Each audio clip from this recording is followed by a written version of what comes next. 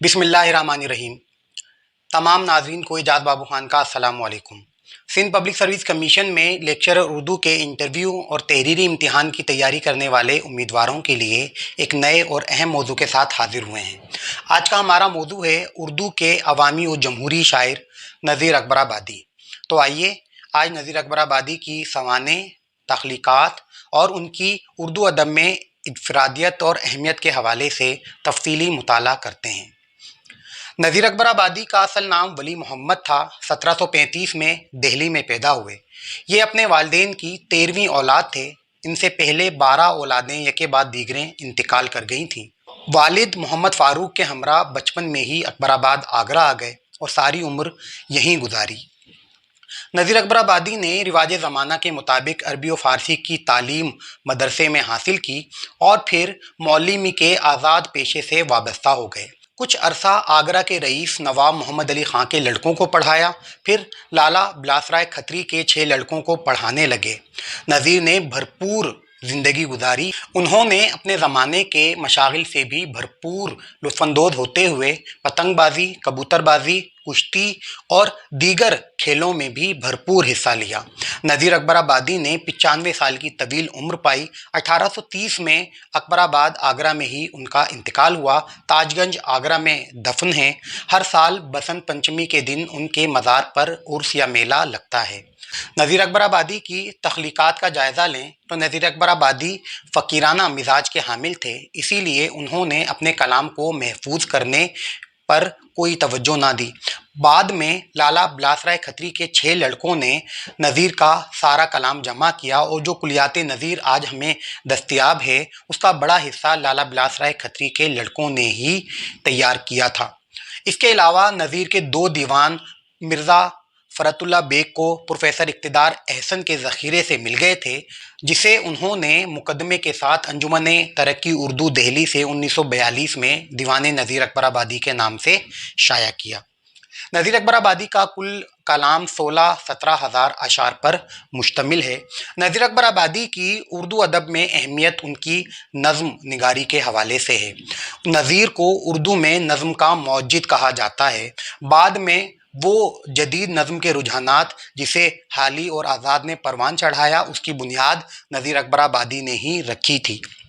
نذیر اکبر آبادی کا اصل کمال یہ ہے کہ انہوں نے فارسی اصناف سخن، اوزان و بہور اور حیت کے ساتھ مقامی لب و لہجہ اور لفظیات کو اپنی شاعری میں اس خوبصورتی اور مہارت سے سمویا کہ ان کی نظمیں پڑھ کر محسوس ہی نہیں ہوتا کہ وہ فارسی حیت میں نظمیں لکھی ہوئی ہیں۔ نذیر کی نظموں میں مقامی لب و لہجہ اور مقامی اثرات خاص طور پر نمایاں ہیں۔ نذیر اکبر آبادی نے اپنے زمانے کے تہذیبی رویے، عقائد، رسومات، مشاغل اور انداز نثر کو شاعری میں شامل کیا۔ نذیر نے میلوں، ٹھیلوں، تہواروں، باغوں، موسموں، پرندوں، جانوروں، پھلوں، سبزیوں اور دیگر مقامی موضوعات کو اپنی شاعری کا موضوع بنایا۔ اس کے علاوہ فلسفیانہ موضوعات اور عوامی مسائل کو بھی اپنی شاعری میں شامل کیا۔ نذیر اکبر آبادی کی فلسفیانہ نظموں میں ہنس نامہ، بنجارہ نامہ، روٹی نامہ خاص طور پر اہمیت کی حامل ہیں۔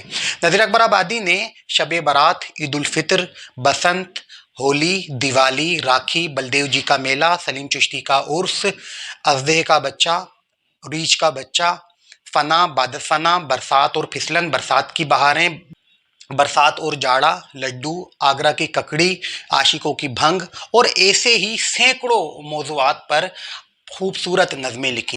نذیر اکبر آبادی کی نظموں میں موضوعات کا تنوع پایا جاتا ہے۔ نذیر اکبر آبادی نے ہر اس موضوع پر نظم لکھی جو زمانے میں عوامی دلچسپی کا حامل ہو سکتا ہے۔ نذیر اکبر آبادی کی یہی انفرادیت انہیں دیگر شعراء سے ممتاز کرتی ہے۔ نذیر اکبر آبادی کی نظموں میں تاثیر کی ایسی طاقت ہے جو سننے والے کو محظوظ کرتی ہے۔ نذیر کی نظموں کا اصل لطف پڑھنے کی بجائے محفلوں میں بلند آواز سے سننے میں حاصل ہوتا ہے۔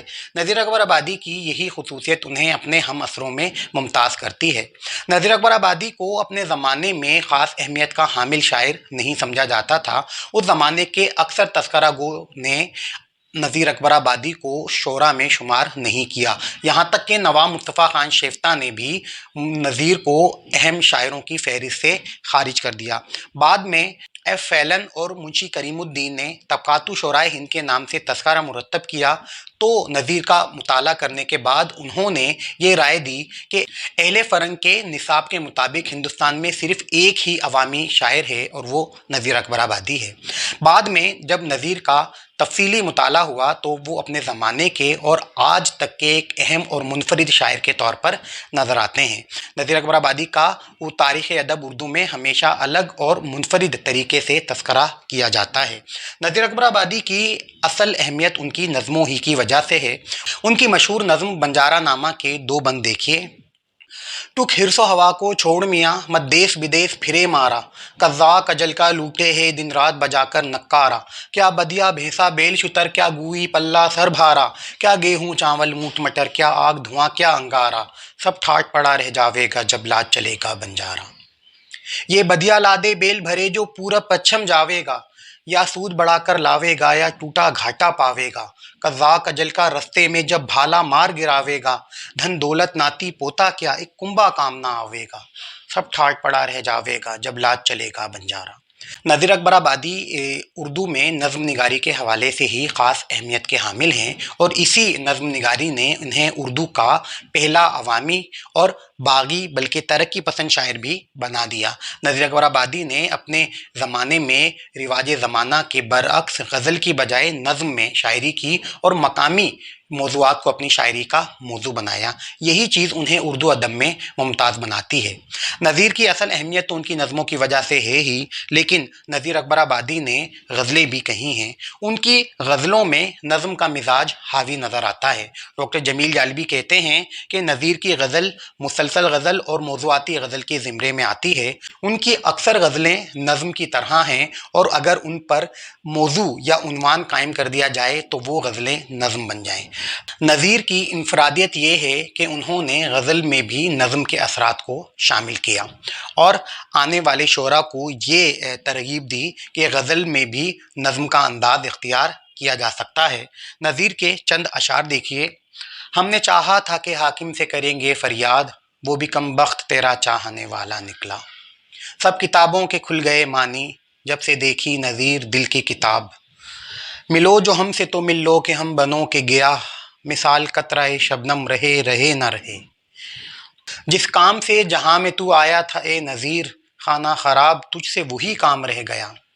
नज़ीर अकबर आबादी की शायरी की एक इनफरादियत ये भी है कि उन्होंने उर्दू ज़ुबान में अल्फाज का एक बड़ा ज़ख़ीरा इस्तेमाल किया। उनकी शायरी में उर्दू, अरबी, फ़ारसी और मुकामी बोलियों के हज़ारों अल्फाज शामिल हैं और बकौल हाली उन्होंने मीर अनीस से ज़्यादा अल्फाज इस्तेमाल किए हैं। नज़ीर अकबर आबादी की इनफरादियत है कि उन्होंने ऐसे आम अवामी अल्फाज जो आम तौर पर शायर इस्तेमाल करने से परहेज़ करते थे, उन्हें भी बड़ी महारत और ख़ूबसूरती से अपनी शायरी में शामिल किया।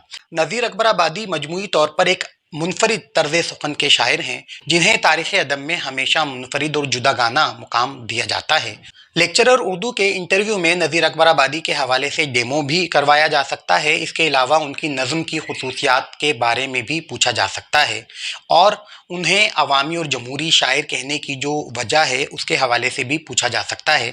मैं उम्मीद करता हूँ कि आज की वीडियो में इन तमाम सवालों के जवाब आपको ज़रूर मिल गए होंगे। आज की वीडियो यकीनन आपको पसंद आई होगी। हमारी वीडियो को लाइक कीजिए, शेयर कीजिए और हमारे चैनल को सब्सक्राइब करके बेल आइकन को ज़रूर प्रेस कीजिए ताकि बाद की वीडियोस के नोटिफिकेशन भी आपको मौसूल होते रहें। बहुत जल्द एक नए और अहम मौजू के साथ आपकी खिदमत में फिर हाजिर होंगे। उस वक्त तक के लिए अल्लाह हाफ़िज़।